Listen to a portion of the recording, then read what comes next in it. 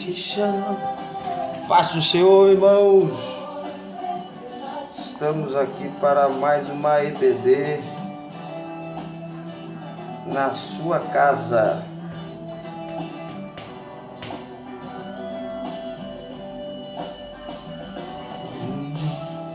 Glória a Deus. Vamos entrando aí, vamos comentando, vamos compartilhando.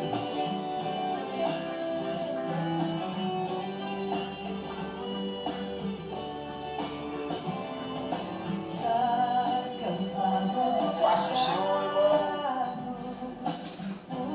Fui aos pés do Salvador, e ali caiu o fardo de tristeza e de dor. Vamos lá. Que Jesus me ama.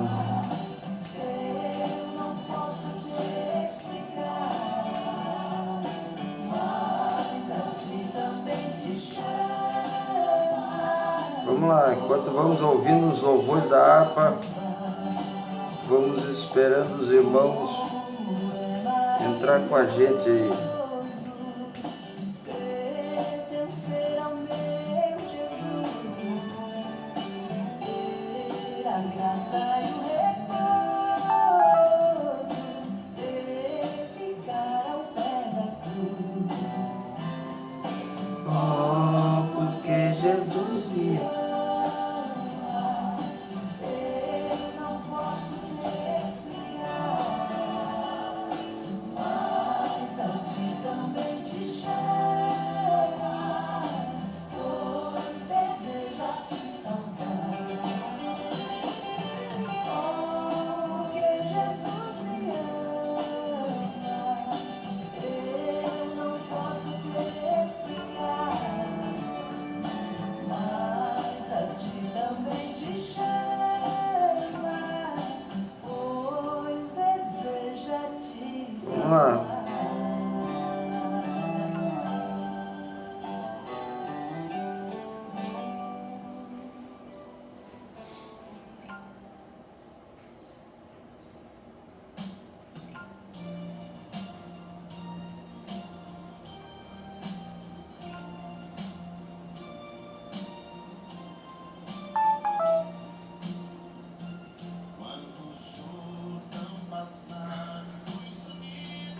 Olha lá.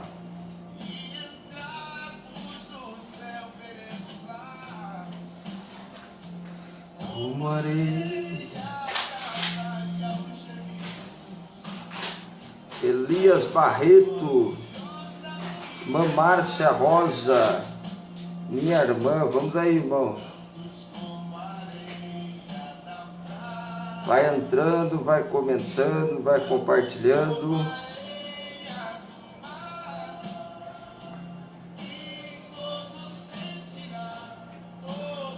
Deus tem bênção para nós. Irmã Miriam Cristina, paz do Senhor. Estamos aqui com a nossa EBD, irmã Márcia Rosa. Deus abençoe em nome de Jesus. A paz do Senhor. Vamos aí, irmãos. Vamos alcançar o maior número de pessoas possível. Em nome de Jesus.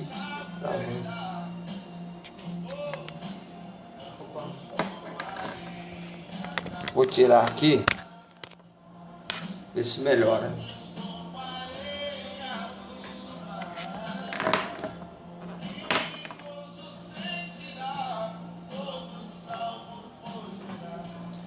Glória a Deus. 84 só. Tá travando?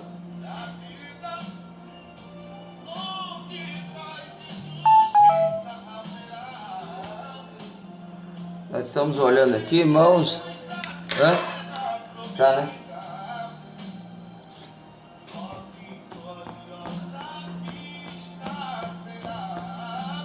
Glória a Deus. tantos quanto a areia, tantos quanto a areia.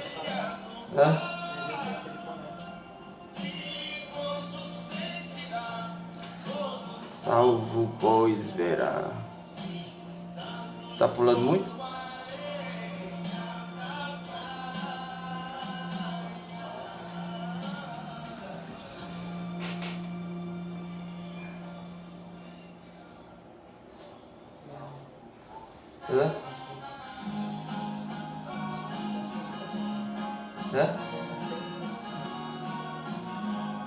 Vamos lá, irmão, entra, comenta, compartilha aí com a gente, Pastor Rangel Júnior com a gente aí. Deus abençoe. Denilson Silva, Werley Adrião, Deus abençoe. Irmão Zana, Deus abençoe. Juarez, William Jaques, Deus abençoe. Entra, comenta, já compartilha aí. Presbítero, irmão Manuel tá com a gente aí. Edenilson Silva também tá com a gente.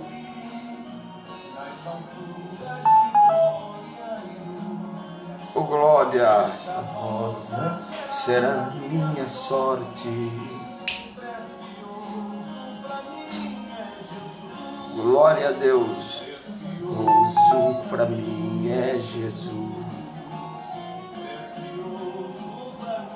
Paz o Senhor, presbítero irmão Manuel.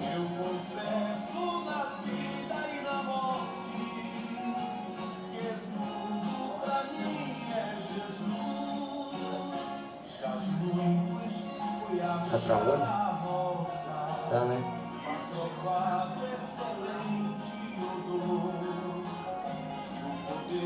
Irmão, se estiver travando muito aí, nos fala, por favor. Nos ajuda aí.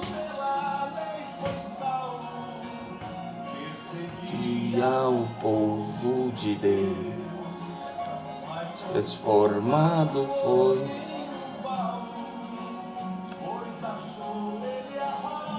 Tá travando aí, irmãos?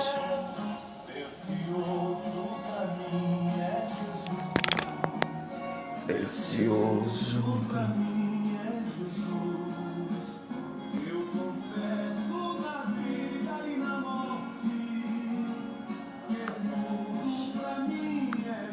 Vou fazer um mistério aqui, vamos ver se melhora.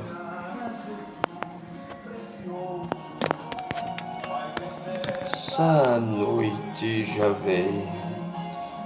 Paula Ruiz, Deus abençoe. Derlister Nunes, entra, já comenta, já compartilha. Bruno Oliveira, tá com a gente aí, melhorou, mano? Tá a mesma coisa.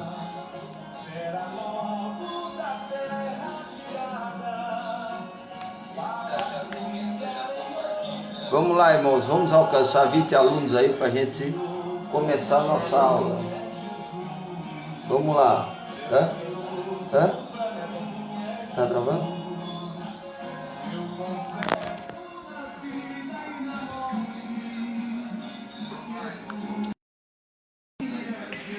Vou ver se melhora agora.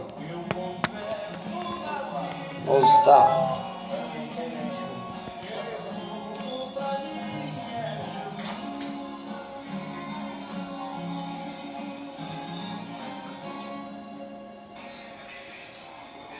Vamos lá ver se dá uma melhorada aí pra gente começar a aula. Estamos com 13 alunos, vamos lá, irmãos.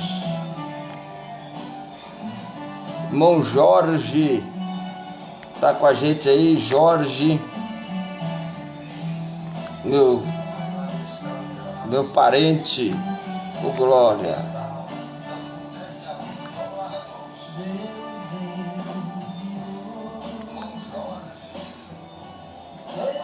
Filho,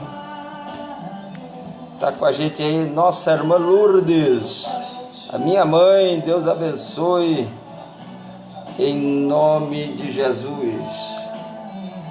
Vamos lá, Jorge tá com a gente, A irmã Miriam, lá de Palmitalzinho, está com a gente.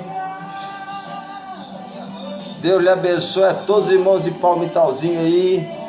Irmã Maria Werneck está desejando um feliz Dia das Mães para você, Priscila. Glória a Deus. Irmã Ângela está com a gente. Vamos lá, minha gente. Judite, minha mamãe. Feliz Dia das Mães, Priscila. Tá falando feliz Dia das Mães para você. Vamos lá, só falta 4 alunos para a gente começar. Bem sei, eu sei que a minha vida... Vamos lá, melhorou, né? Bora lá, minha gente, compartilha aí pra gente começar. Vamos lá, todo mundo compartilhando aí.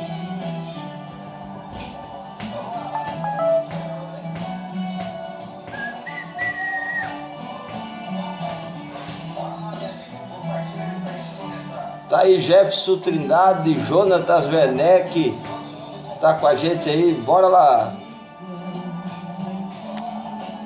Ô glória.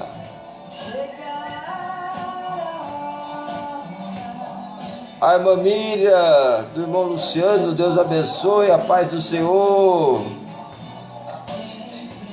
Vai entrando, vai compartilhando. Ô glória. Terei vitória. Pastor João Soares, Deus lhe abençoe, em nome de Jesus. Ó, o Jonathan está dizendo parabéns às mamães, Deus lhe abençoe. Vamos embora, gente. Vamos compartilhar para a gente começar. Só falta 4 pessoas. Se 4 pessoas compartilhar com mais alguém aí, nós já começa a aula. Pensei que eu sei que a minha vida está nas mãos. Vivo está. Ô glória.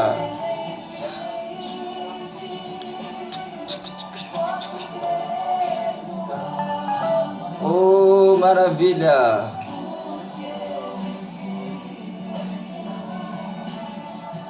Temor não.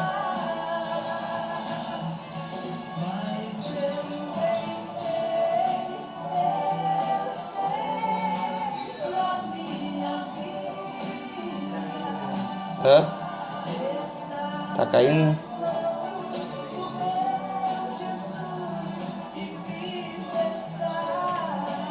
Bora lá, minha gente. Vamos começar a aula.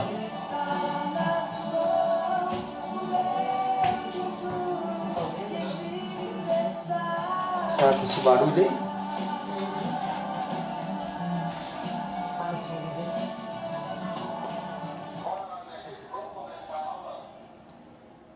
Irmãos, parou? Irmãos, eu vou fazer o seguinte, tá muito ruim a transmissão. Eu vou sair e já vou voltar, tá bom? É coisa de 1 minuto a gente tá de volta, tá bom? Daí a gente já entra compartilhando, já começa a aula em nome de Jesus.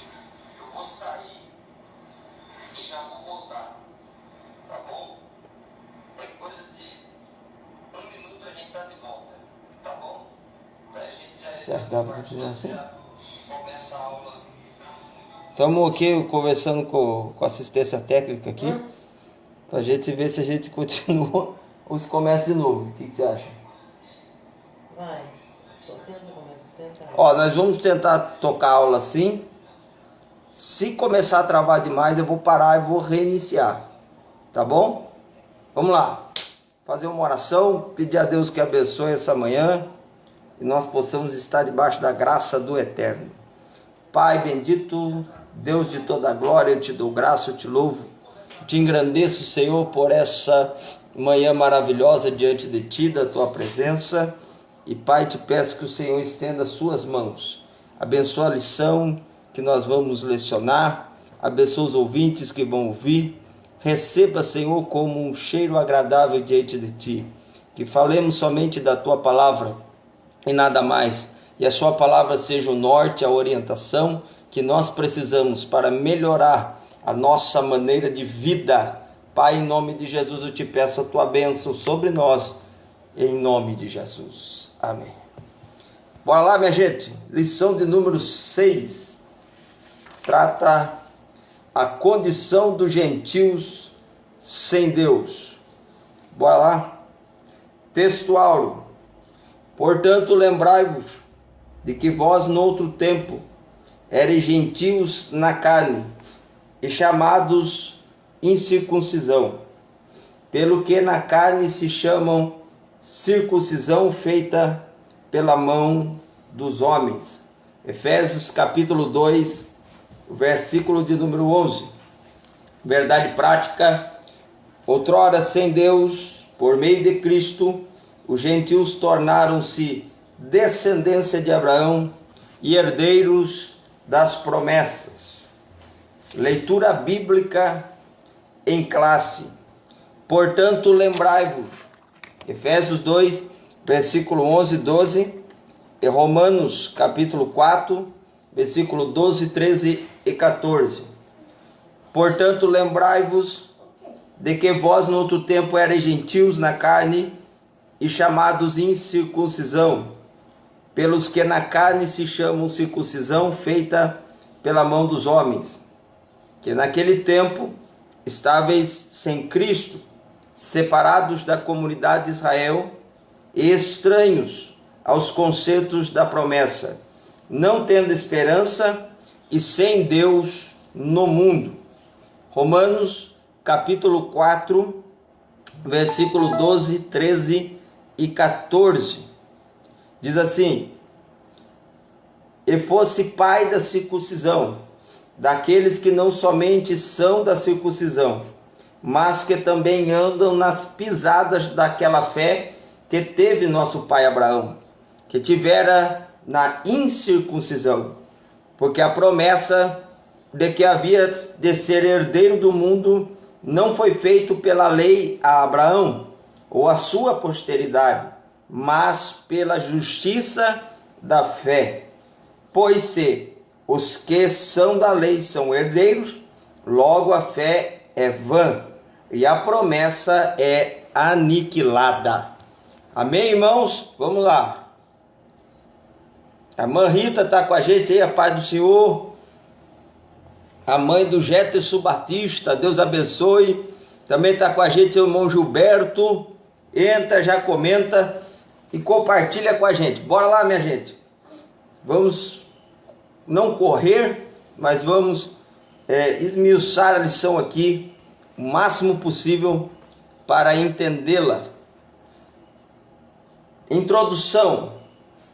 Na presente lição veremos que o autor de Efésios lembra aos gentios de que antes da regeneração eles eram incircuncisos e haviam experimentado 5 formas de privação.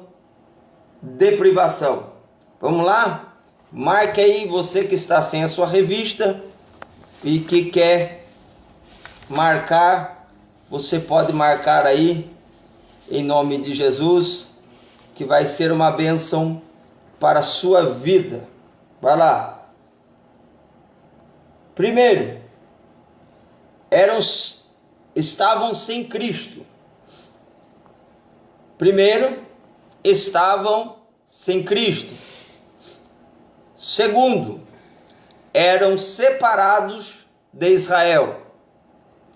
Terceiro, alienados quanto à promessa. Quarto, sem esperança. E 5, sem Deus no mundo.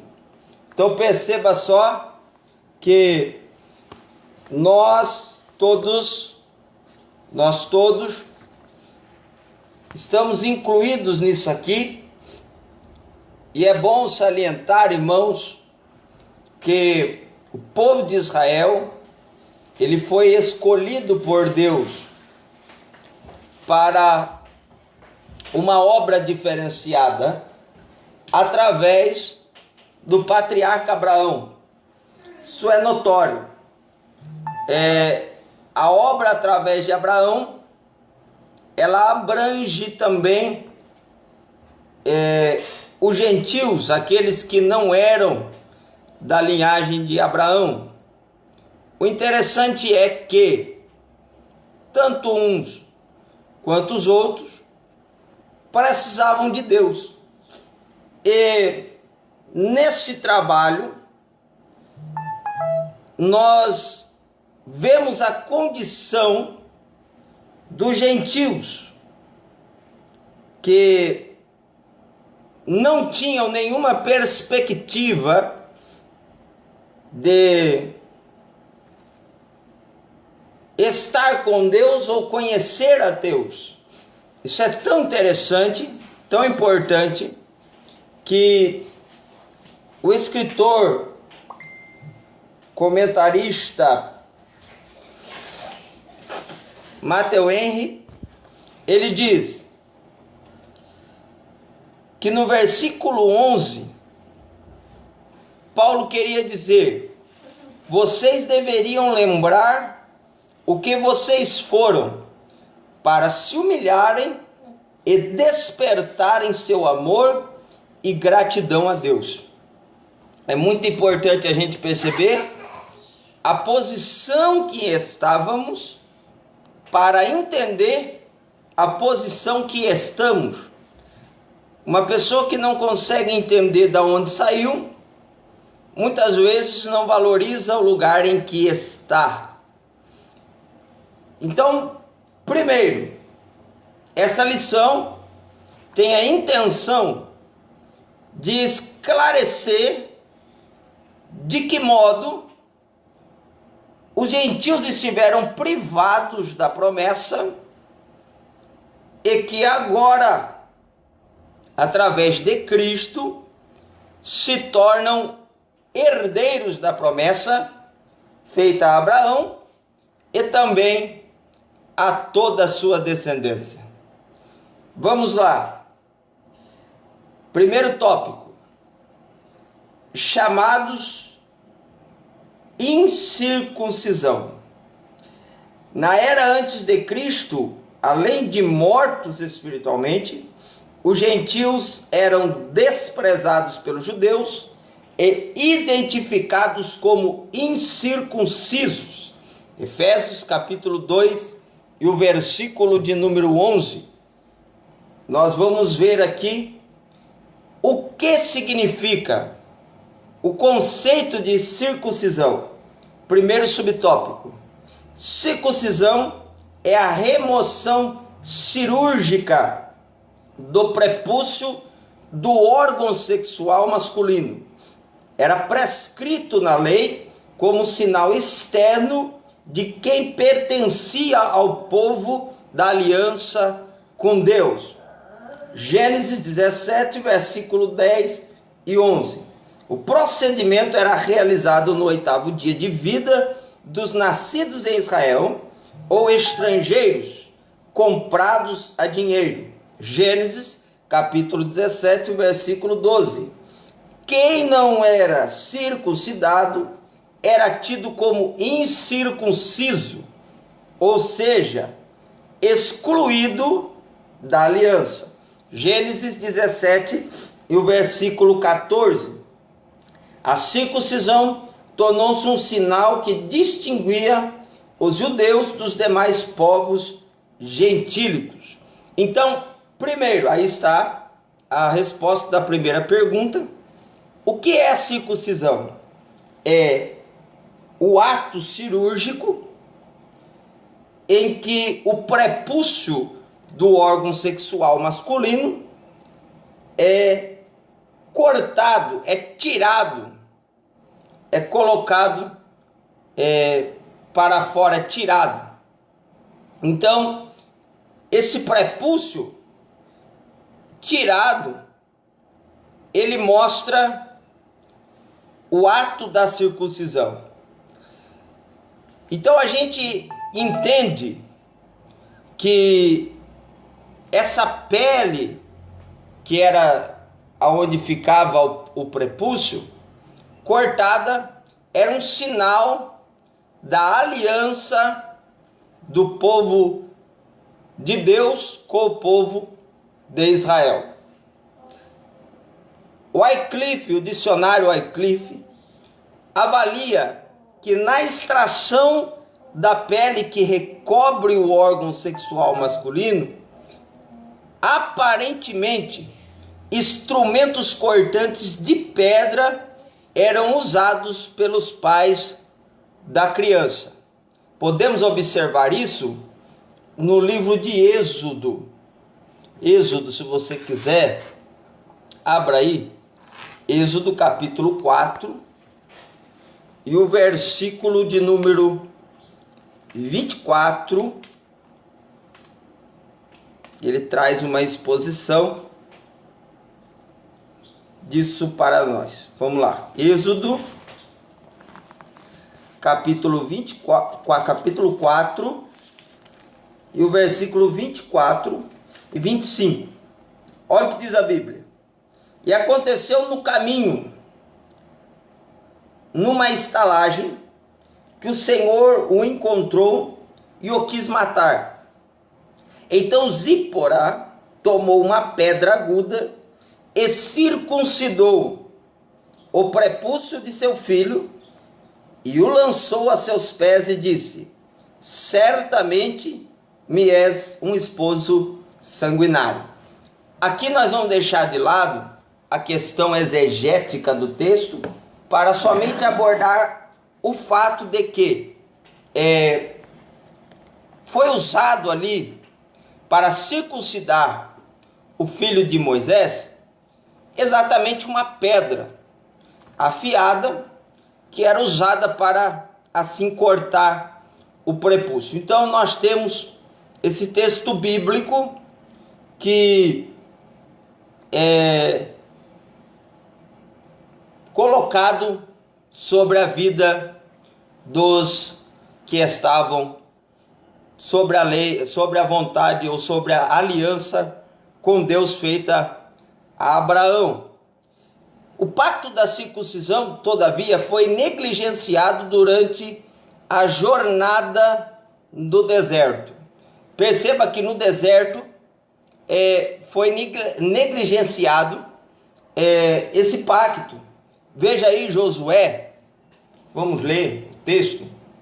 Josué, olha lá, a Lourdes está explicando que hoje é conhecido como fimose, é o que nós chamamos de prepúcio. Vai lá, Josué capítulo de número 5, e o versículo de número 5 ao 7. Diz o texto sagrado dessa maneira: porque todo o povo que saíra estava circuncidado, mas a nenhum do povo que nascera no deserto, pelo caminho, depois de terem saído do Egito, haviam circuncidado. Por quê? Eu vou explicar aos irmãos um pouco mais adiante por que esse ato,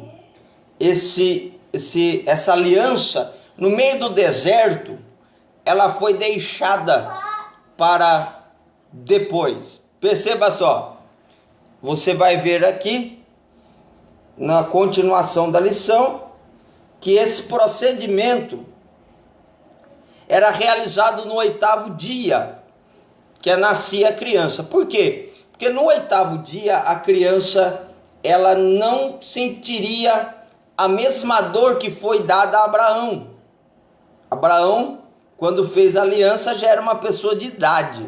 Então ele sentiu uma dor imensurável, diferente da criança que não sente tanta dor por causa do tecido que está com ela, sobre ela. Vamos lá. Continuando. O significado religioso da circuncisão. Seu significado religioso, ele apontava para a santificação. Êxodo capítulo 19, o versículo 5 e o versículo de número 6. Então, quando nós vemos isso, como a corrupção e as práticas idólatras estavam fortemente relacionadas com a sexualidade depravada, a circuncisão simbolizava a aliança de purificação requerida ao povo escolhido. Jeremias capítulo 5, versículo 7, Oséias capítulo 4, versículo 14 e Gálatas capítulo 5 e o versículo 19. Era algo tão sério que os judeus recusavam-se até mesmo a comer com os incircuncisos. Você quer ver isso? Abra em Atos dos Apóstolos, capítulo de número 11. Você vai achar o texto que diz isso daí. Pastor, é muito importante, irmãos, irmos citando os textos bíblicos, porque o grande problema nosso, às vezes, não está em saber a verdade, mas é em provar a verdade. E quando você prova a verdade, é quando você evidencia com o texto bíblico aquilo que você está dizendo. A Bíblia é a verdade. E quando nós vemos isso, nós temos a direção de poder dizer, como disse o apóstolo, nada podemos contra a verdade, senão pela verdade. Olha só o que diz. Atos 11, versículo 3. Dizendo: entraste em casa de varões incircuncisos e comeste com eles? Perceba, o fato de comer com uma pessoa não circuncidada, para o judeu, era praticamente um pecado, era um erro. Por isso que as pessoas às vezes rejeitavam a Jesus. Por quê? Por causa que ele sentava com pecadores, publicanos, ele sentava com pessoas que não estavam bem aos olhos da sociedade.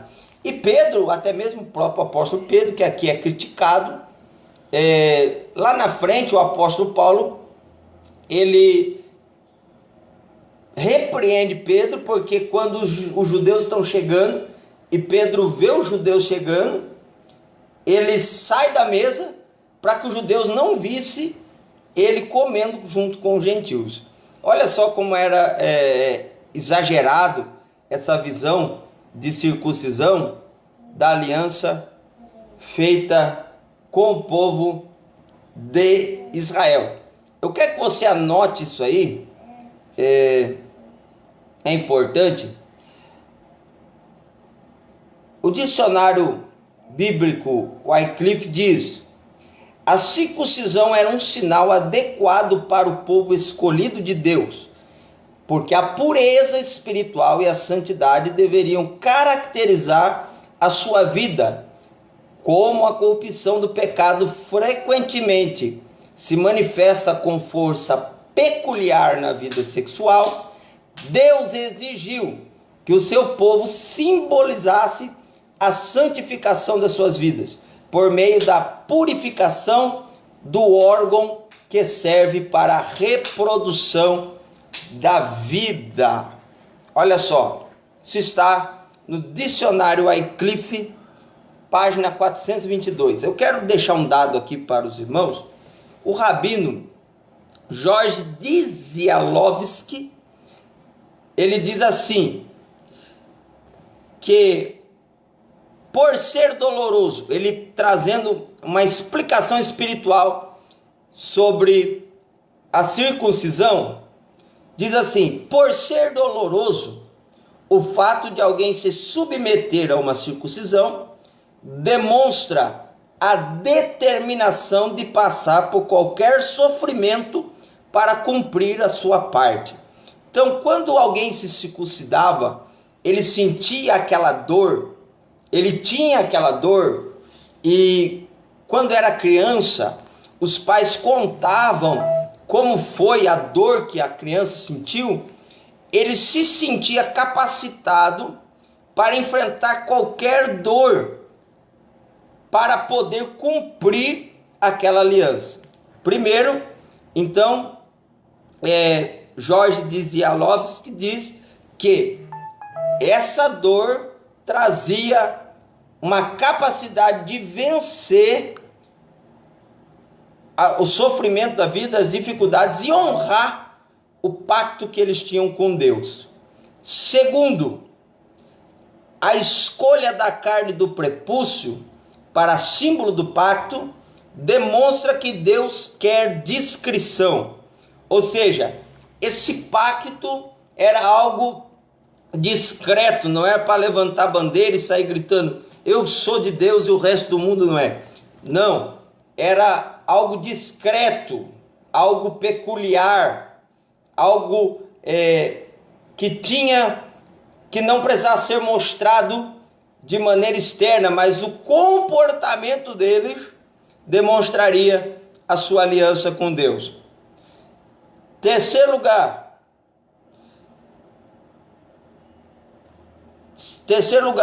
por se localizar em área considerada íntima, mostra que Deus está presente em nossa intimidade. Vai lá. Então, além de suportar o sofrimento, além de precisar de discrição, Deus mostrava, através da circuncisão, que os homens que assim a faziam eram conhecidos dele na intimidade. Olha que coisa extraordinária. Quantas tipologias existem na circuncisão. Quarto lugar, vamos lá. E daí entra o que nós acabamos de ler, que por estar ligado a um órgão associado ao desejo sexual físico, a sua diminuição simboliza a necessidade de se controlar os impulsos animais e se ater mais aos valores espirituais. É extremamente interessante, irmãos, o que o comentarista da revista diz, que a prática depravada, e o dicionário Wycliffe, ele corrobora, dizendo que a pureza espiritual e a santidade deveriam caracterizar a sua vida. Então, a frequência dos pecados, muitos deles são sexuais. Por exemplo, lá em Gálatas 5 e o versículo 19, nós vamos ver prostituição, impureza e lascívia. O que é a prostituição? É todo tipo de sexo ilícito. Então, para simplificar, que tipo de sexo é lícito, pastor? Primeiro, é o sexo heterossexual entre um homem e uma mulher. Então, quando é que nós percebemos que estamos sendo ilícitos? Quando o sexo é homossexual. Não tem nada contra homossexuais, pelo contrário do que a mídia diz.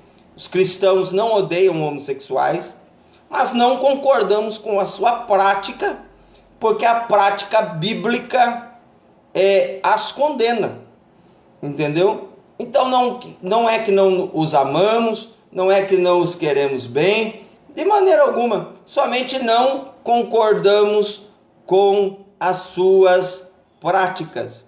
Isso é liberdade de expressão. Eu posso expressar o que creio, o que penso e o que acredito, entendeu? Assim como eles também têm toda a liberdade de expressar. Biblicamente falando, primeiro, o que é lícito? O heterossexual. Então, depois de hétero, é preciso que estejam... Primeiro, é preciso ser heterossexual. Segundo, precisa ser monogâmico. O que é monogâmico? É um homem e uma mulher. Sexo grupal, nós vamos ver mais para frente, era muito usado na liturgia de culto a deuses. Pai do Senhor, irmã Silvana, Pai do Senhor, irmã Karina, Deus abençoe, presbítero Eudes, em nome de Jesus. O sexo grupal era muito usado na prática da liturgia idólatra. Então, por isso, havia um grande combate contra esse tipo de prostituição. Para eles era normal. Então, o casamento monogâmico, o sexo é abençoado depois de passar pelo crivo do heterossexualismo, ele precisa ser monogâmico. E em terceiro lugar, ele precisa estar debaixo da bênção do homem e da bênção de Deus. Ou seja, o casamento civil e o casamento religioso. Alguns não podem fazer logo uma festa, mas pelo menos podem receber uma oração do pastor e logo após assim receber a bênção de Deus.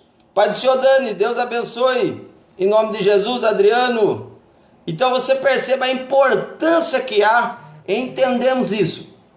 Em uma geração totalmente depravada, que pensam que tudo pode. O sexo antes do casamento ainda é pecado. Não vamos abordar o assunto por completo, mas você pode ler 1 Coríntios 7, que diz que a virgem deve se casar. Você vê que a igreja é tratada como uma virgem. Você percebe Jesus usando a expressão sobre a virgem. Johnny, Pai do Senhor, Deus abençoe em nome de Jesus. Então, o casamento precisa ser heterossexual, monogâmico e após a bênção do casamento. Então você percebe que essa é a maneira de ter o prazer do sexo abençoado por Deus. E tanto é que a Bíblia diz em Hebreus que não devemos manchar o nosso leito deve ser sem mácula, ou seja, sem prostituição, entendeu?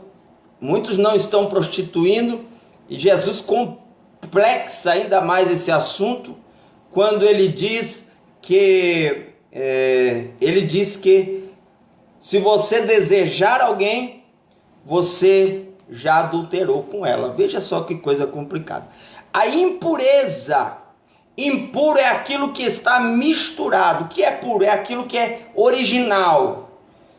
O que é puro? É aquilo que é sem mistura. Então o que nós estamos vendo? Nós estamos vendo uma mistura do casamento sendo colocada dentro da parte da prostituição. Vai ter gente que não vai gostar muito do que eu vou falar aqui. Mas é uma escola bíblica, precisamos aprender. Vamos lá. Não precisa você, Pai do Senhor, presbítero Toninho, Deus abençoe em nome de Jesus. Tem um irmão aqui com a gente aqui. O Helder, Deus abençoe, Amorim, Deus abençoe. Eu sou um pastor conservador, por isso eu sou contra as impurezas que estão sendo colocadas dentro do casamento. Por exemplo, muitos casais hoje estão tomando um golinho para poder apimentar a relação. Não é certo. A Bíblia diz em Efésios 5,18, não vos embriagueis com vinho, que há contenda. Outro dia eu quero falar só sobre a bebida aqui. Muitos estão usando filmes pornográficos para apimentar a sua relação sexual. Isso também não é correto, não é certo, não é necessário. E em terceiro lugar, eu vou colocar aqui, muitos estão indo para motéis para poder apimentar a sua relação sexual. Gente, isso daí está levando as pessoas... Olha o que a Bíblia diz. A Bíblia diz, não colocareis maldição diante dos nossos olhos. Ei, olha o que eu acabei de dizer para você. O leito deve ser sem mancha, sem mácula. É uma escola bíblica, nós estamos aprendendo. Até mesmo a nossa vida conjugal precisa ser consagrada a Deus. Isso não significa que você deixará de ter prazer. O prazer, dentro dos parâmetros bíblicos, ele trará prazer para a sua vida conjugal e também para a santificação do seu casamento. Tem muitos ensinadores aí ensinando que tudo pode, que dentro de quatro paredes nada tem problema. E eu quero dizer aos irmãos, eu não me intrometo na vida particular quando alguém vem dizer para mim, pastor, pode fazer isso, pode fazer aquilo, isso é problema, é seu e do seu esposo, da sua esposa. Agora, quando se trata de coisas que nós sabemos que podem contaminar o casamento, trazendo um mundo, trazendo coisas mundanas para dentro do seu casamento, nós precisamos rejeitar, porque a Bíblia diz, aquele que se constitui amigo do mundo, se constitui inimigo de Deus. Não queira ter Deus como seu inimigo. Vamos lá. E depois, a lascívia. O que é a lascívia? A lascívia é quando você se veste ou até mesmo conversa de uma maneira sensual para atrair o sexo oposto. É algo forte isso. Muitos vão chegar diante do tribunal de Deus e vão ser acusados de adultério. E vão perguntar, mas quando eu adulterei? Eu nunca adulterei. Daí Deus vai falar, quando você vestiu aquela roupa, quando você ficou mostrando os lambendo os beicinhos, tirando aquelas fotos sensuais no Instagram, fazendo pose de piriguete. Muitos vão chegar diante do tribunal de Cristo e vão ser acusados de adultério por causa de sua postura anticristã. Que estão trazendo isso do mundo, estão colocando no nosso meio e está tudo normal. É bíblico. Lascívia, não estou falando de uso e costume não, irmão, porque às vezes a irmã pode usar uma saia tão curta que é pior do que uma roupa como uma calça. Não estou falando disso, eu estou falando exatamente ao contrário. Estou dizendo que a lascívia, ela instiga o sexo oposto, instiga a pessoa. Então nós precisamos ter a consciência do que é verdadeiramente estar diante de Deus. Então, como Deus sabia dessa depravação sexual que já vem desde lá de trás, entendeu? Ele já colocou para que o homem fizesse a circuncisão num lugar aonde pudesse lembrar de ter mais espiritualidade do que ser propenso aos desejos carnais. Vamos lá. A circuncisão do coração. O apóstolo reconhece que os gentios não faziam parte da circuncisão, mas com uma ressalva. O sinal dos judeus era apenas físico e realizado por mãos humanas. Está lá em Efésios capítulo 2, versículo 11 e a parte B. A boa nova que Paulo traz é de que a verdadeira circuncisão não se tratava de uma operação externa na carne realizada pelos homens, mas a que foi feita no interior, a que é do coração, cujo louvor não provém dos homens, mas de Deus. Romanos capítulo 2 e o versículo 29. Assim em Cristo, o sinal de quem pertence a Deus não é a circuncisão nem a incircuncisão, mas sim o ser uma nova criatura. Então veja só, Paulo, quando combate os chamados judaizantes, ele usa esse termo para poder defender que agora eles não precisam nem da circuncisão e nem da incircuncisão para ser salvo. Veja só o que está escrito aí em Gálatas. Vamos ler o texto bíblico. Anote os textos bíblicos para poder assim depois fazer um detalhamento. Não temos tempo para detalhar cada versículo.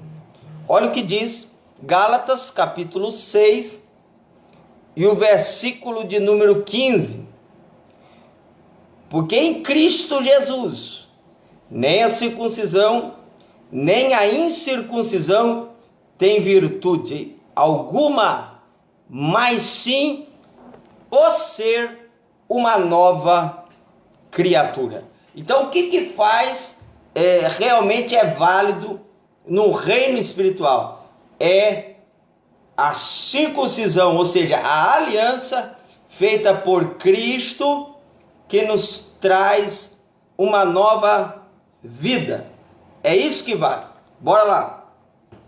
Então, quando nós entendemos isso, a circuncisão do coração, ela é traduzida aqui por John Stott, que diz, olha só, esse conceito não é uma inovação de Paulo, pois ocorre regularmente no Antigo Testamento. No Pentateuco, Deus reclama dos corações incircuncisos de seu povo. Depois são os profetas que utilizam a mesma imagem. Mas o que Paulo está procurando é muito mais que isso. Ele busca uma circuncisão do coração que substitua completamente o ritual físico e não meramente o complemente. Além disso, tal circuncisão se dará pelo Espírito e não pela lei escrita. Isto é, ela é obra do Espírito Santo, realizada interiormente de tal maneira que um código escrito exterior nunca poderia realizar. Então, o que Paulo está dizendo aqui é que quando a circuncisão do coração é realizada, ela é uma obra do Espírito Santo. E ao ser a obra do Espírito Santo, ela conduz o homem a uma nova vida, ao ser uma nova criatura. Essa obra, nenhum prepúcio que fosse cortado poderia ser realizado. Por mais que fosse uma aliança tipologicamente dada por Deus, que trazia muitos ensinamentos, só o Espírito Santo, tanto no Antigo quanto no Novo Testamento, tem o poder de transformar o homem e de o levar para perto de Deus. Só o Espírito Santo. Por isso Jesus foi enfático quando disse, o Espírito convence o homem do pecado, da justiça e do juízo. Então o que nós precisamos entender? É que a nossa vida só será transformada pelo Espírito Santo de Deus. E nenhuma demonstração externa pode fazer a obra interna, mas toda a obra interna terá uma demonstração externa. Grave isso. Nenhuma obra externa poderá fazer uma obra interna, mas toda obra interna fará uma obra externa. Grave isso para que você nunca se esqueça. Vamos lá. A circuncisão na nova aliança. O assunto da circuncisão gerou discussões acaloradas entre judeus e gentios. Gálatas capítulo 5, versículo 2 e 3. Filipenses capítulo 3, versículo 2. Em Antioquia, a questão ganhou muita dimensão, provocou intensos debates e culminou na convocação do primeiro concílio da igreja em Jerusalém. Olha lá, perceba só que isso daí é algo extremamente complicado.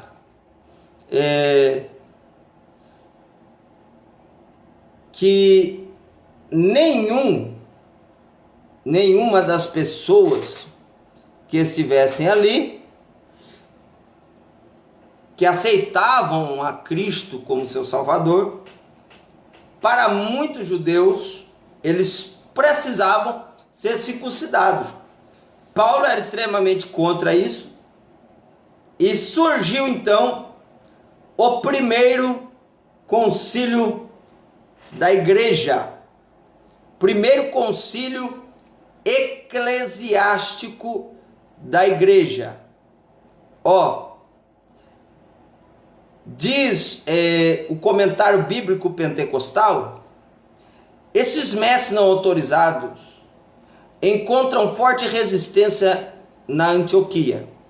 O esforço para judaizar a igreja cria acalorado debate e tem o potencial de dividir a igreja, por causa do perigo da cisão e da importância da mensagem missionária. Uma delegação é enviada a Jerusalém para resolver o assunto. Entre os representantes estão Paulo e Barnabé. Então perceba que isso começou em Antioquia e foi parar em Jerusalém, lá na igreja sede, onde fizeram o primeiro concílio da igreja, o primeiro concílio da igreja, que foi algo extraordinário, algo extremamente importante, que aproximadamente foi realizado no ano 49 depois de Cristo. Então vai marcando, anotando essas coisas interessantes, porque ao chegar lá, nós vamos ler o texto aqui, Atos dos Apóstolos, capítulo 15.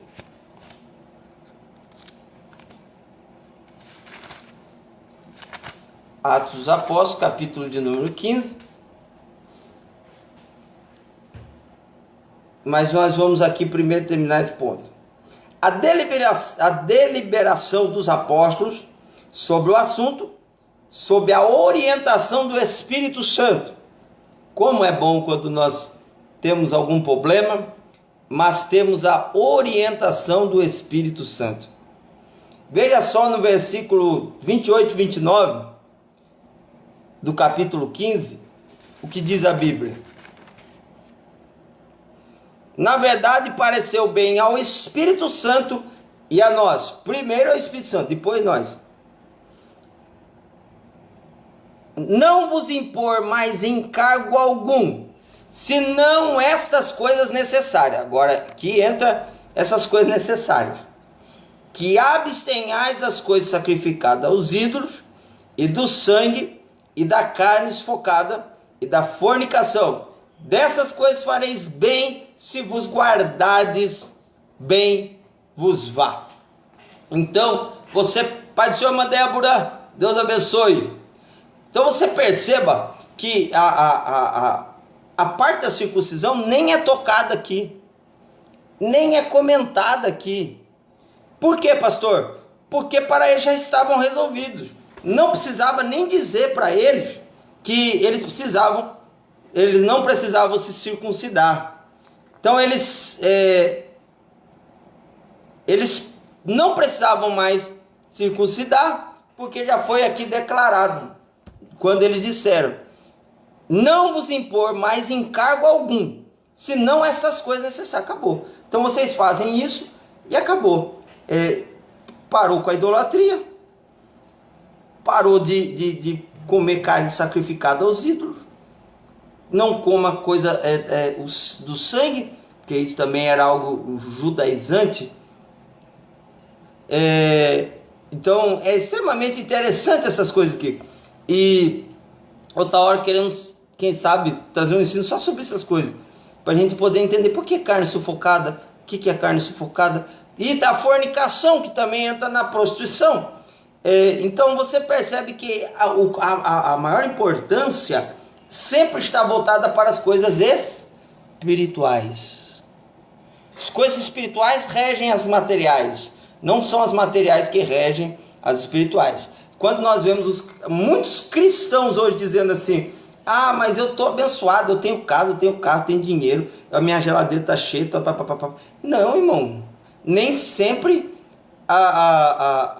o fator matéria simboliza ou quer dizer que estamos sendo abençoados por Deus. Pelo contrário, às vezes aquilo ali é o que nos afasta de Deus. E é tão interessante isso, irmãos, que as coisas materiais não regem as coisas espirituais. São as coisas espirituais que regem as materiais. Quando as coisas espirituais regem as coisas materiais não são mais valorizadas que as espirituais. Então vamos lá. Então o que eu tenho a dizer com isso?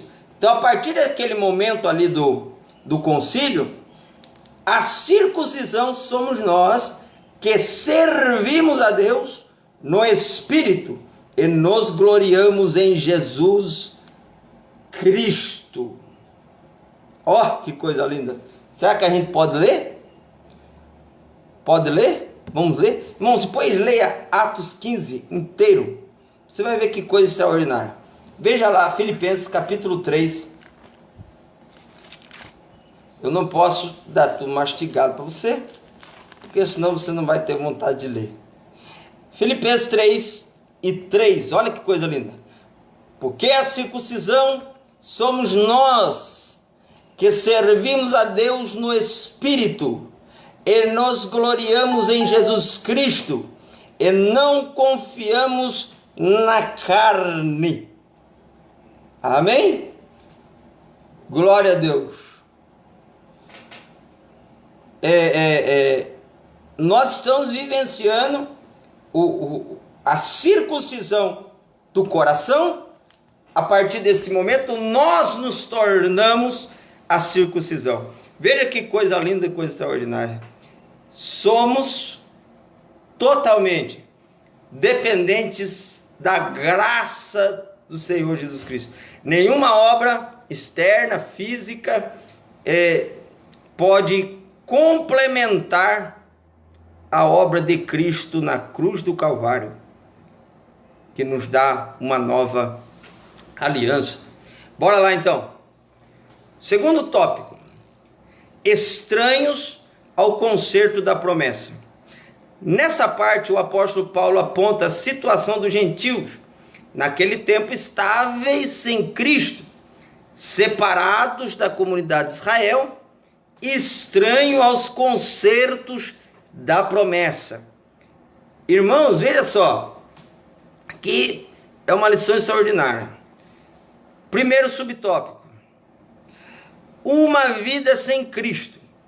Ao descrever a história passada dos gentios, o apóstolo traz à memória que naquele tempo, naquele cronos, aquele tempo que vocês viviam antes de Cristo. Veja só que interessante. Felipe Domingues, a paz do Senhor. Antes vocês viviam alienados à promessa. Veja só, isso é antes da regeneração que nós tivemos em Cristo. Eles viviam imersos no paganismo e, portanto, sem Cristo. Isso indica que a religiosidade dos gentios era incapaz de inseri-los na promessa messiânica de salvação. João capítulo 4, versículo 22. Os irmãos lembram da pergunta da mulher samaritana? Lembra? Também significa que eles desconheciam a Cristo, como também eram indiferentes às promessas acerca dele e de sua obra. Hebreus capítulo 8, o versículo de número 8 ao 10. Eu acho interessantíssimo isso aqui, que quando eram indiferentes à promessa, eles não conheciam a promessa, eles não viam a promessa, era totalmente desconhecida deles, eles não pensavam nisso, não questionavam sobre isso. E Hebreus capítulo 8, do versículo 8 ao versículo de número 10, diz o texto, porque repreendo-os, lhes diz, eis que virão dias, diz o Senhor, em que com a casa de Israel e com a casa de Judá estabelecerei um novo concerto, não segundo o concerto que fiz com seus pais, no dia em que os tomei pela mão para os tirar da terra do Egito. Como não permaneceram naquele meu concerto, eu para eles não atentei, diz o Senhor, porque este é o concerto que depois daqueles dias farei com a casa de Israel, diz o Senhor. Porei as minhas leis no seu entendimento, em seu coração, e as escreverei, e eu lhes serei por Deus, e eles me serão por povo. Eles não sabiam dessas promessas, e não conheciam acerca dessas promessas, por isso eles ficavam questionando se precisavam ou não precisavam circuncidar. É tão triste isso, é tão triste essa realidade, que John Stott ele diz assim: durante todo o período antes de Cristo, os gentios não estavam em Cristo nem com Cristo, mas sim separados de Cristo. Nem sequer tinham a expectativa de um Messias vindouro. Por isso eles não tinham esperança. Eles não criam, e mais para frente nós vamos ver isso aqui. Mas para você ter noção, eles não tinham a esperança desse Cristo que nós temos, que nós recebemos e que nós também aceitamos. E nós também, antes de Cristo, muitos pensam que podem ser salvos porque são bonzinhos, porque são gente boa, porque tem muita pessoa, irmão, que não é evangélico, não é cristão, mas ele é uma pessoa gente boa, ele paga suas contas, ele não adultera, ele não mente, ele é uma pessoa gente boa. Então, qual é a diferença? A diferença está exatamente que eles não querem depender totalmente de Deus e da graça do Senhor Jesus Cristo. Então o que eles fazem? Eles fazem exatamente ao contrário. Eles pensam que são tão bons que não precisam de Deus. Isso se torna loucura aos olhos de Deus. Veja só que coisa complexa. Tem gente pensando que é tão bom que ele se torna tão ruim a ponto de pensar que não precisa de Deus. Isso é uma coisa completamente complicada para aquelas pessoas que ainda não conhecem a Jesus. E continuando, depois que eles não tinham uma vida, eles não tinham a visão de Jesus Cristo, eles não esperavam, não tinha essa promessa messiânica com eles, porque eles tinham outro padrão de idolatria, de paganismo e etc. e tal. Segundo subtópico, separados da comunidade de Israel. Ainda no versículo 12, o apóstolo salienta a desvantagem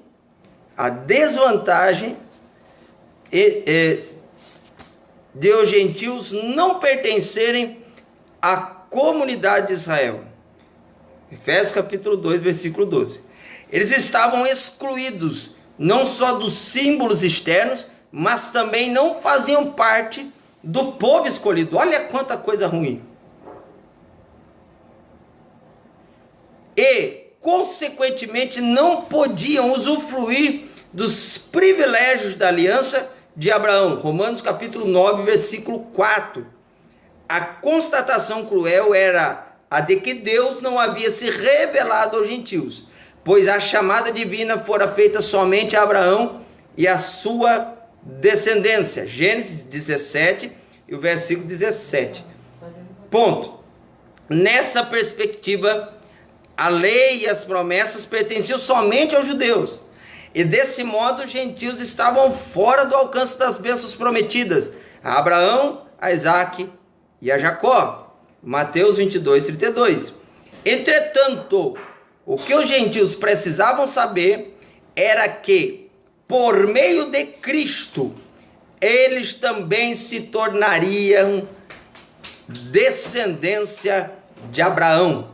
Gálatas capítulo 3 e o versículo de número 29. O comentário bíblico de Bicon diz assim: excluído, o termo, a intensidade do termo excluído, que significa total alienação e não mero afastamento temporário de uma agregação anterior, acrescentando que todos os gentios estavam fora da comunidade do povo de Deus, com exceção de alguns prosélitos. Quem eram os prosélitos? Eram aqueles que se tornavam judeus de maneira política, mas não de maneira religiosa muitas vezes. Muitas vezes eram prosélitos, mas não eram religiosos da religião judaica. Mas mesmo entre esses, ainda permanecia o sentimento de intrusão. Ou seja, quando o prosélito, o gentil, se tornar judeu, ele mesmo se tornando judeu, ele tinha aquele sentimento ou aquela aversão dos judeus. Os judeus não gostavam que ninguém dos gentios estivessem no meio deles. Eles faziam exclusão, eles excluíam literalmente as pessoas que não faziam parte da sua panela, do seu povo. Então é isso que o comentário de Bicon está dizendo, que eles não tinham lugar, e apesar de serem prosélitos, pessoas que politicamente eram chamadas de judeus, eles eram completamente tirados de lado, não eram valorizados no meio do povo. Vamos lá? Subtópico de número 3. Uma vez separados da comunidade de Israel, os gentios desconheciam totalmente os vários pactos que Deus estabelecera com os patriarcas israelitas. Esses pactos giravam em torno da grande promessa do advento do Messias. Isso está em Atos capítulo 13, versículo 32 ao 37, e dentre eles o pacto abraâmico, o pacto mosaico e o pacto davídico. Então você percebe que esses pactos eram reiterações da promessa messiânica. Os gentios não tinham noção deles e, por conseguinte, estavam alienados de qualquer promessa ou esperança messiânica.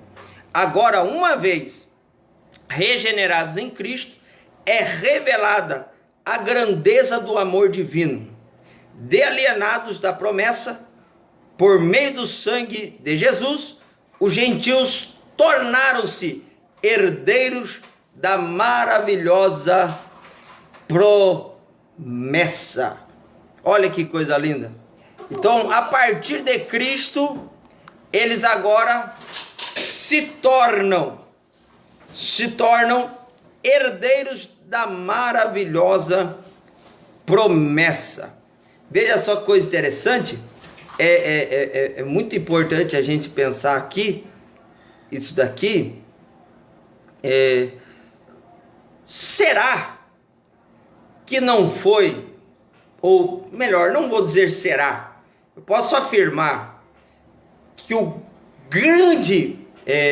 dois grandes culpados podemos ter aí de não vermos ou não contemplarmos os gentios tendo conhecimento de Deus. Primeiro, Deus nunca levantou o povo de Israel para ser uma nação seletiva ou seletista, aquela pessoa que só ela é ela e depois dela não há ninguém. Não existe isso na Bíblia. Quando Deus fala com Abraão, ele fala: benditas serão todas as famílias da terra em ti. Então ele já está incluindo os gentios. Ele já está incluindo aqueles que não estavam, entre aspas, dentro da promessa de Abraão, de Moisés e de Davi. Ele estava dizendo: quando você vê as leis, leia Levítico, leia Deuteronômio, você vai ver que Deus sempre tinha um cuidado com os gentios. Quando caísse as espigas, não era para vocês pegar, deixe para os gentios.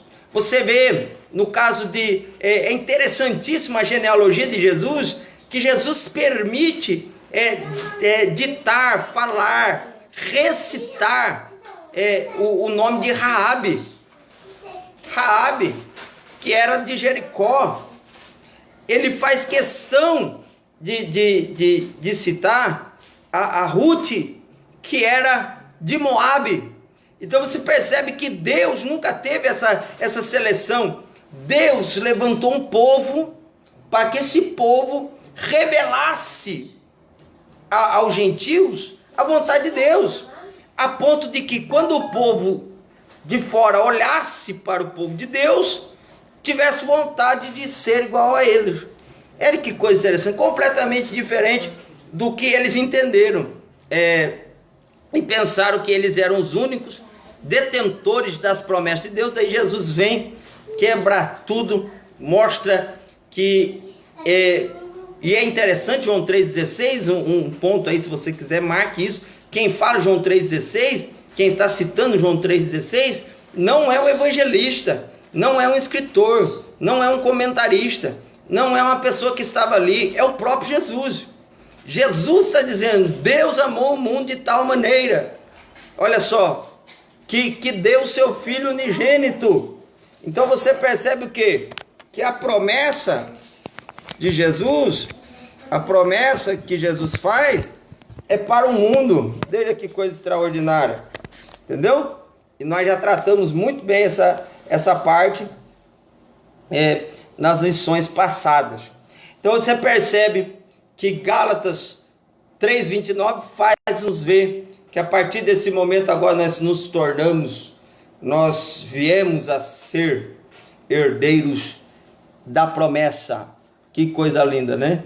Veja só o que diz o Franz Folks. Ele diz assim: a promessa para os judeus, a promessa do Messias estava envolvida nas alianças com Abraão e os patriarcas e com a nação sob Moisés. As alianças trouxeram Israel a uma relação especial de graça com Deus, e assim a esperança de uma libertação e glória futura que seria deles. Mas até este ponto, os gentios não tinham sido incluídos nessas alianças, de maneira que permaneciam como um povo sem esperança.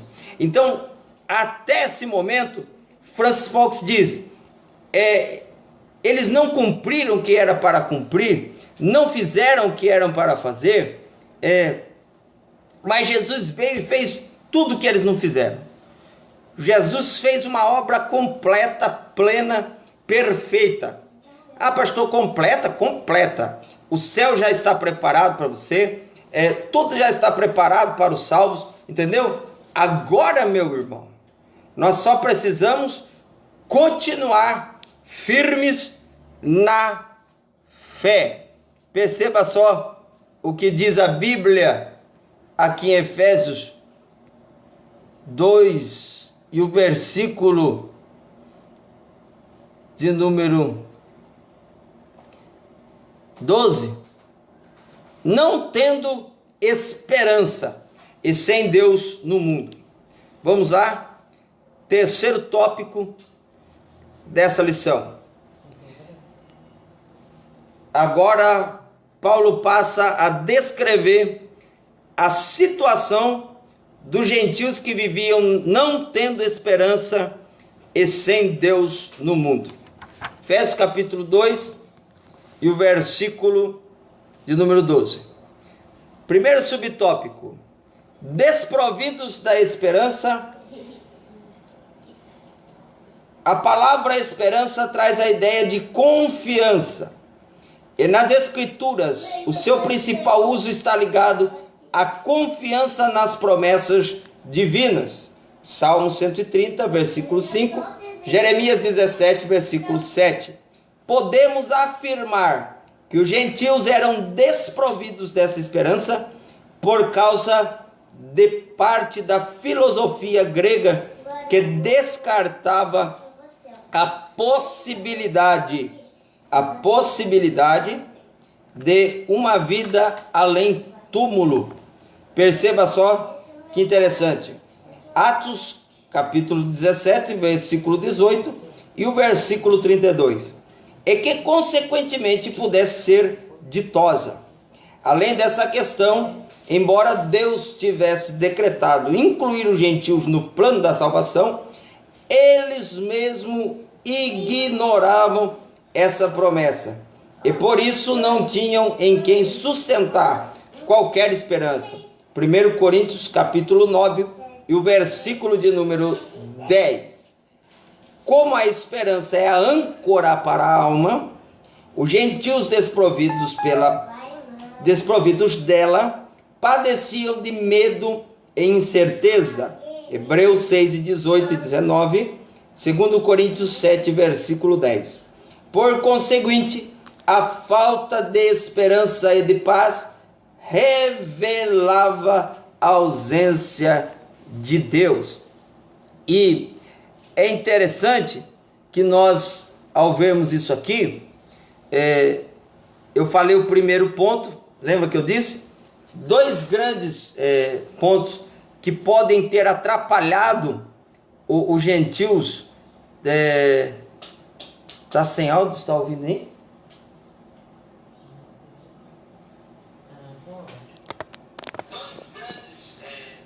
Aqui está ouvindo, Dani. Dá uma olhada de novo aí. Vê se melhorou.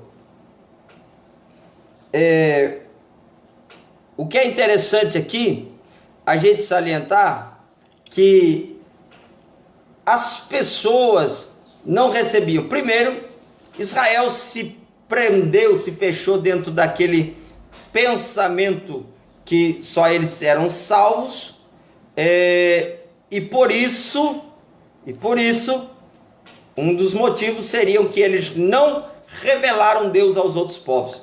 Mas também existe a questão da filosofia que havia entre os gentios. Por exemplo, Epícoro, ele diz: então, o mais terrível de todos os males, a morte, não significa nada para nós, justamente porque, quando estamos vivos, é a morte que não está presente. Ao contrário, quando a morte está presente, nós é que não estamos. A morte, portanto, não é nada, nem para os vivos e nem para os mortos, já que para aqueles ela não existe, ao passo que esses não estão mais aqui. Então você percebe que Epícoro, um grande filósofo grego, ele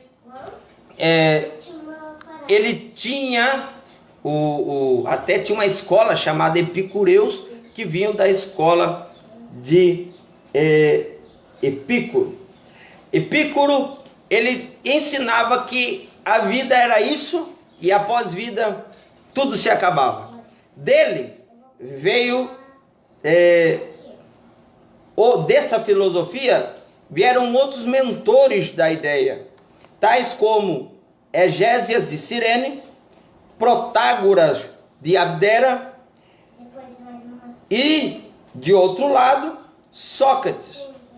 Olha, Sócrates não tinha a mesma visão de Epicuro, que era só aqui e acabou. A visão de Sócrates era: acreditava na imortalidade da alma, porém vivia atormentado pela voz de um Deus, chamado por ele de daimonion.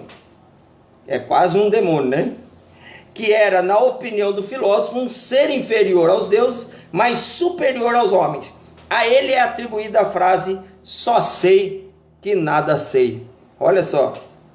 Aristóteles, aluno de Platão, alimentava dúvidas acerca do tema. Então perceba que não tinha algo concreto, nem algo sobre a ideia da vida após a morte. Então eles viviam como sem esperança, entendeu? Vamos viver o aqui e o agora, acabou aqui, acabou. Esse era o pensamento dele. Em contrapartida, Platão, aluno de Sócrates e professor de Aristóteles, embora admitisse a sobrevivência da alma após a morte, não possuía a revelação divina para explicar como ela poderia ser redimida. Veja só, isso daqui é tão extraordinário, irmãos. Esses filósofos, quando a gente cita, né, Platão, Aristóteles, Sócrates, a nossa mente divaga, né, em conhecimento, já pensa pessoas de saber, pessoas de um alto grau de conhecimento, mas aí você vê que Deus revela essa verdade que eles nunca souberam a nós pequeninos, que não conhecemos talvez a metade do que eles conheceram, não tinha talvez a capacidade psicológica que eles tinham, mas nós somos herdeiros da promessa. Olha que coisa linda isso. Isso é uma coisa que Deus preparou para aqueles que o amam. Então, olha só o que nós podemos dizer. O comentário bíblico pentecostal do Novo Testamento declara o seguinte: em um mundo de degradação, com todos os seus pecados, sofrimentos e morte, a humanidade precisa de uma esperança infinita que somente a fé em Cristo pode proporcionar. De outra forma, a vida é uma escuridão tenebrosa, desesperançosa e aflita. Os gentios não tinham a esperança de Israel, nem a revelação do Deus de Israel. Mas quem tem a revelação do Deus de Israel tem esperança. Tem esperança nessa vida, tem esperança no porvir, não tem medo da morte, não tem medo de nada que possa acontecer. É por isso que ele vive em paz, é por isso que ele dorme em paz, é por isso que ele acorda em paz, é por isso que ele consegue absorver as circunstâncias da vida e continuar adorando a Deus, porque nós temos uma esperança viva, uma viva esperança, e o nome dela é Jesus, que tanto nos salvou e nos redimiu da nossa vida de pecado, quanto nos proporciona a ida à eternidade para morar para todos sempre com Ele. Aleluia! Glória seja dada ao nome do Senhor. Para encerrarmos, sem Deus no mundo. Olha só, os gentios, vocês entenderam? Eles estavam desprovidos das promessas de Israel. Eles não recebiam a promessa. Eles eram totalmente alienados, não conheciam. E a circuncisão discutia com os incircuncisos, que eles precisavam circuncidar. Pai do Senhor Edmar, Deus lhe abençoe. Agora veja só, segundo subtópico do terceiro tópico: sem Deus no mundo. A expressão sem Deus não significa que os gentios não serviam ou não acreditavam numa divindade. 1 Coríntios 8 e 4, Gálatas capítulo 4 versículo 8. Ao contrário, Eles eram politeístas e idólatras, pois acreditavam e adoravam a muitos deuses.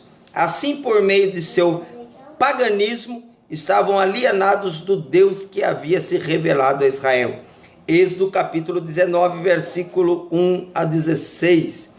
Isso significa dizer que suas vidas eram regidas pela falsa ideia de divindade pagãs que as mantinham escravizadas em densas trevas espirituais. Trata-se de uma descrição de um quadro calamitoso. Entretanto, e felizmente, esse quadro foi alterado pela intervenção dos desígnios eternos do verdadeiro Deus. João capítulo 17 e o versículo de número 3. Olha só que coisa linda. Olha o que diz aqui Elianai Cabral. Elianai Cabral diz: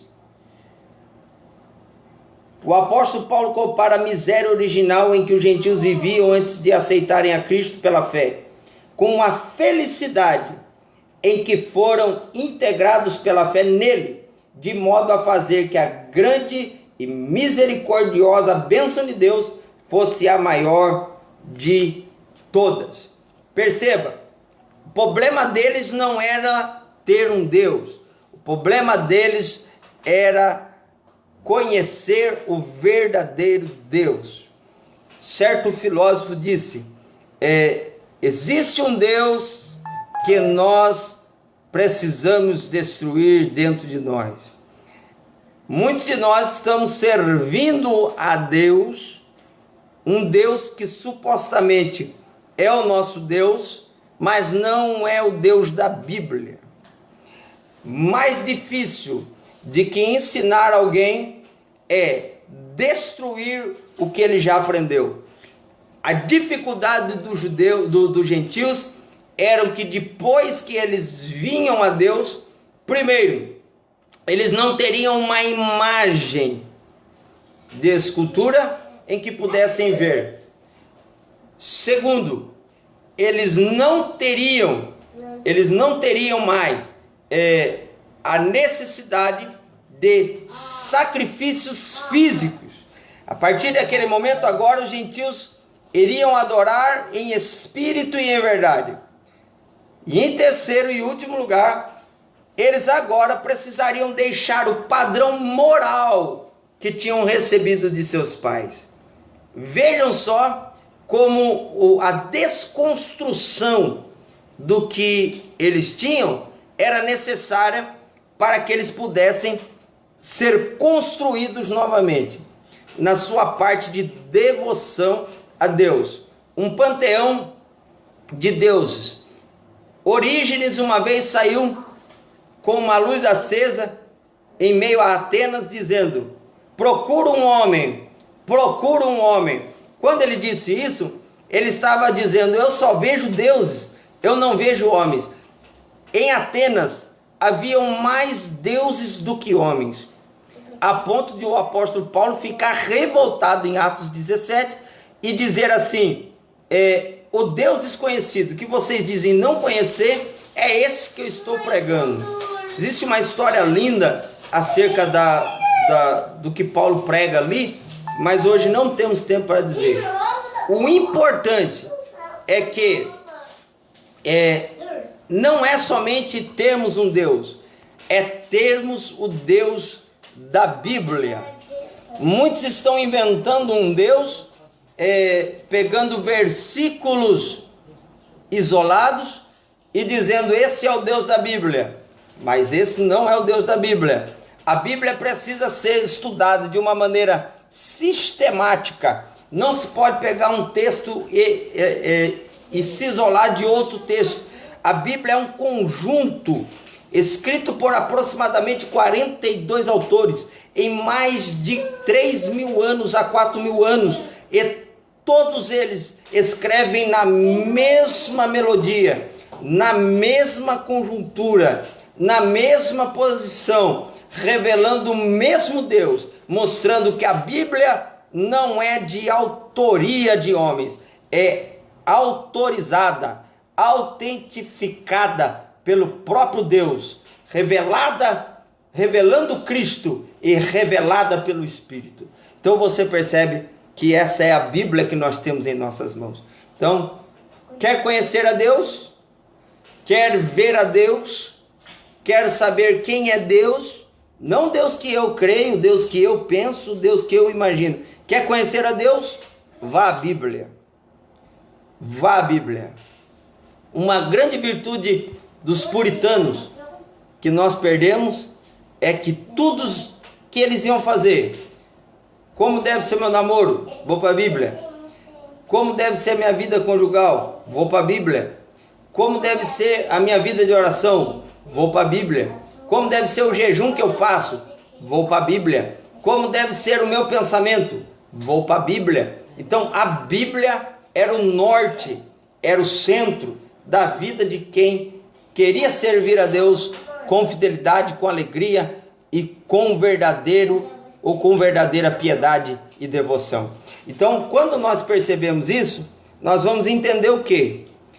Que quando eles vêm para Cristo, Deus é revelado para eles, eles saem daquela situação de desesperança e passam a ter esperança e vão conhecendo Deus progressivamente. Você percebe que muitas igrejas, Paulo vai escrevendo cartas e resolvendo problemas espirituais, problemas emocionais, problemas familiares e assim por diante. Por quê? Porque eles precisavam ser desconstruídos para serem construídos novamente. Tinha uma mentalidade dentro deles que precisava ser tirada. E é isso que é o mais difícil da vida cristã. O mais difícil não é a pessoa levantar a mão e dizer: eu quero Jesus, eu quero aceitar Jesus. Às vezes uma pregação emocionante, um envolvimento, irmã Cristina, Deus abençoe, emocional, pode trazer a pessoa a comoção, mas só o Espírito te trará a conversão, só a palavra te trará a santificação e somente Cristo te levará para morar no céu em glorificação. Então nós precisamos entender esses aspectos. É Deus que nós estamos servindo realmente?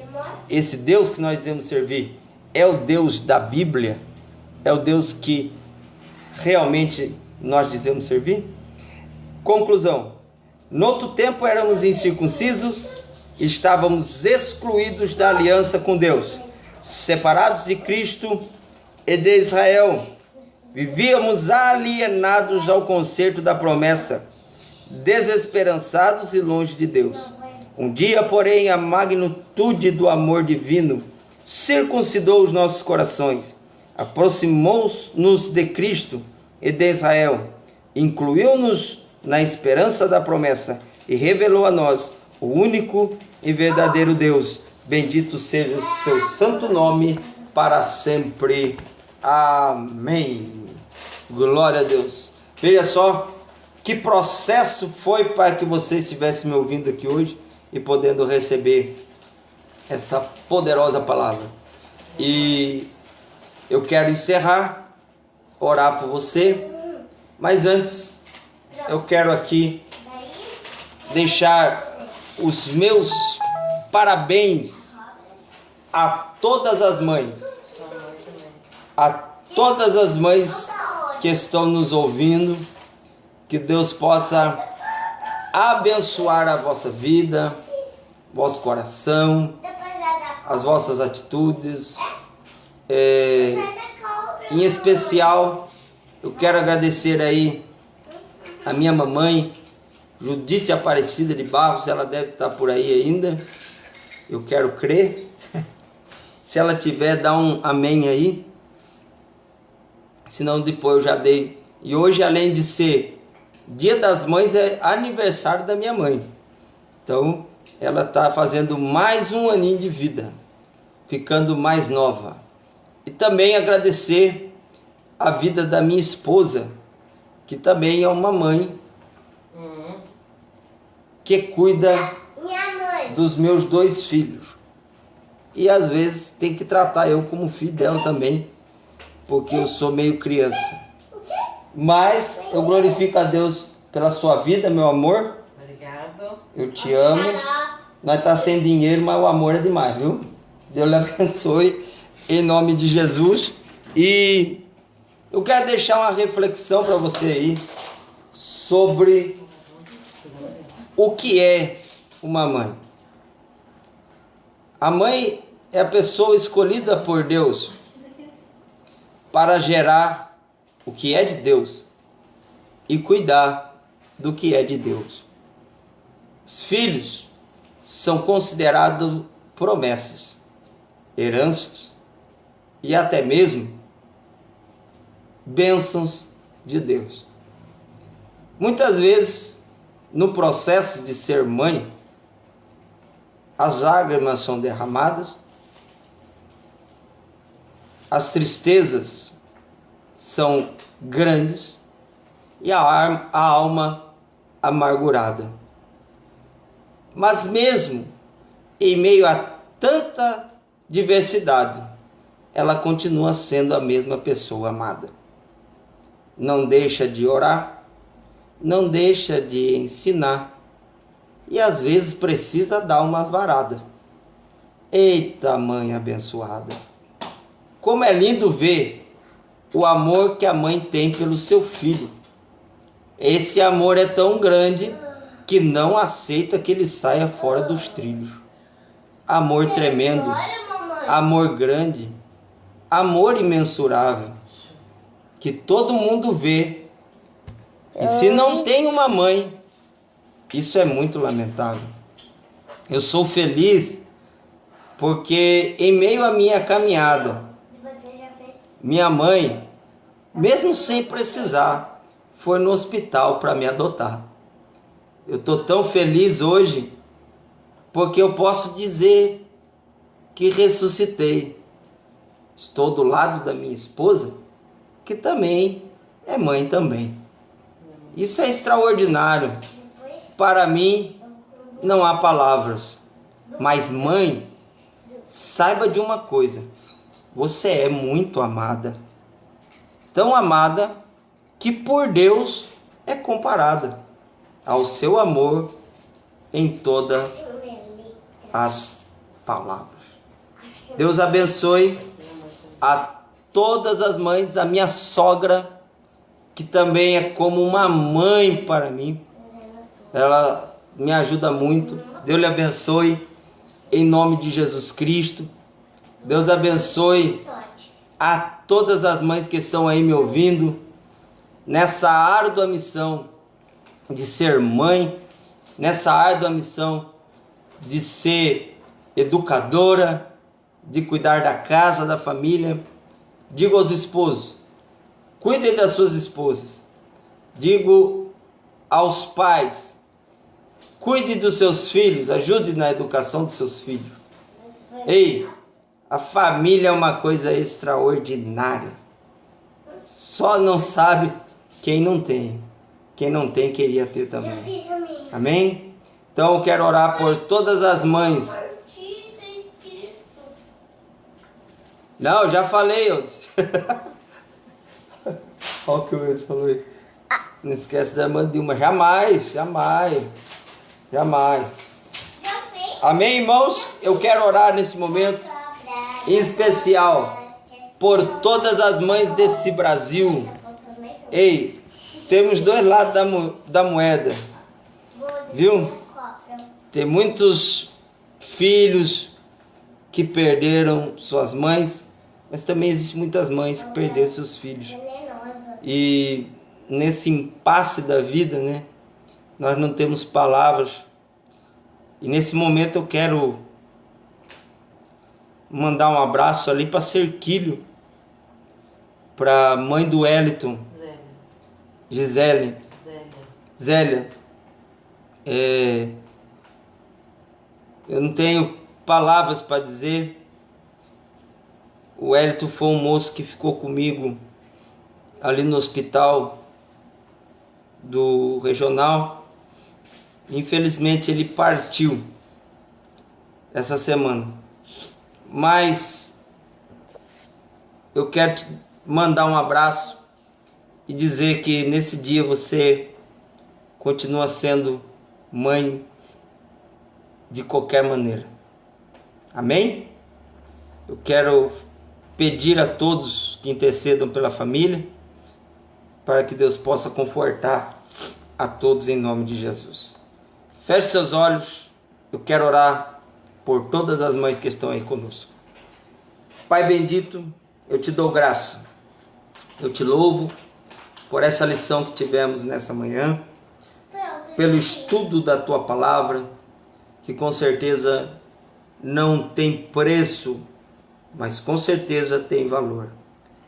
Pai, eu te peço que as tuas bênçãos estejam, Senhor, sobre a vida de cada um dos teus filhos que ouviram o ensinamento da sua palavra. E Pai, nesse momento, quero clamar e pedir que o Senhor, ó Pai, estenda as mãos sobre todas as mães. Como disse agora há pouco, muitos estão tendo esse dia como triste, talvez porque perderam suas mães, e mães que talvez perderam seus filhos. Mas independente, Senhor, o Senhor pode consolar tanto a um como a outro. E Senhor, eu clamo a Ti, estenda suas mãos sobre a vida da minha mãe, que está celebrando mais um ano de vida, sobre a vida da minha esposa, sobre a vida da minha sogra, sobre a vida da minha família. Deus, estende as suas mãos e nos ajude, para que possamos ser melhor. Ó Deus, vamos estar orando, clamando, Senhor, nesse momento, pela família da nossa irmã Nathalie. Senhor, que nesse momento de perda, o Senhor possa consolar a família, trazer conforto ao coração, trazer conforto às almas. Ó Deus, traz, Senhor, a Tua bênção sobre a família que ficou, pois não temos mais nada a fazer por aqueles que partiram. Mas, Senhor, Tu és poderoso para trazer e fazer o que nós não podemos fazer. Abençoa cada um de nós. Abençoa de maneira extraordinária. E glorifica o Teu nome, ó Deus. Eu te peço, te agradeço, te louvo e te engrandeço. Dá-nos um domingo abençoado, cheio do Teu Espírito e da Tua presença, em nome de Jesus. Amém. Estenda suas mãos. Que a graça do nosso Senhor e Salvador. Vigia, menino. Já está querendo dar a bênção apostólica, nem foi ungido ainda. Que a graça do nosso Senhor e Salvador Jesus Cristo, o grande e sublime amor de Deus, e a mais íntima comunhão e consolação do Espírito Santo esteja com toda a igreja, e toda a igreja diz amém. Deus abençoe a todos. Vamos cumprimentar o povo. Tchau. Deus abençoe. Nós vamos cumprimentar o povo aqui, em nome de Jesus. Glória a Deus. Meu tio Jorge está com a gente aí. Meu primo Jorge, Deus abençoe. A irmã Miriam Cristina esteve com a gente aí. A esposa do Jorge também com a gente. Deus abençoe em nome de Jesus. O Cássio? O Moracássio esteve com a gente aí. Deus abençoe em nome de Jesus. O Wesley Adrião esteve com a gente aí. Deus abençoe. Minha esposa também esteve com a gente aí. Dá um glória aí, Priscila. Glória! E nosso irmão Edenilson, Deus abençoe. Minha mamãe, Deus abençoe, mamãe. Felizmente não podemos comer bolo juntos, mas se a senhora quiser pagar um para mim, eu passo o número da minha conta, daí eu como aqui pensando na senhora. Deus abençoe. Irmã Lourdes, Deus abençoe em nome de Jesus. A irmã Adriana, Deus abençoe. Derlei Esther Nunes, Deus abençoe. Jorge, Deus abençoe. Irmã Miriam, lá de Palmitalzinho, Deus abençoe em nome de Jesus. Irmã Maria Werneck, Deus abençoe. Irmã Ângela Oliveira, Deus abençoe. Glória a Jesus, vamos lá. Demir, Deus abençoe em nome de Jesus. Gilberto Nunes, Deus abençoe. Vandir estava com a gente aí, Deus abençoe. Irmã Maria Soares, a paz do Senhor, Deus abençoe. Irmã Luísa, paz do Senhor. Olha, irmãos, tem muitos irmãos aí deixando o feliz Dia das Mães para todos, Deus abençoe. Vitor Bueno, um abraço, Deus abençoe, em nome de Jesus. Irmã Mônica, Deus abençoe. Ali de Itu, Deus continue abençoando. Irmão Johnny, Deus abençoe. Irmã Karina, estamos orando por você, viu, Karina? Deus vai te dar vitória. Melhor, já te deu, em nome de Jesus. Presbítero irmão Toninho, Deus abençoe. Felipe Domingues, a paz do Senhor. Nosso irmão Douglas Odilon esteve com a gente aí, paz do Senhor.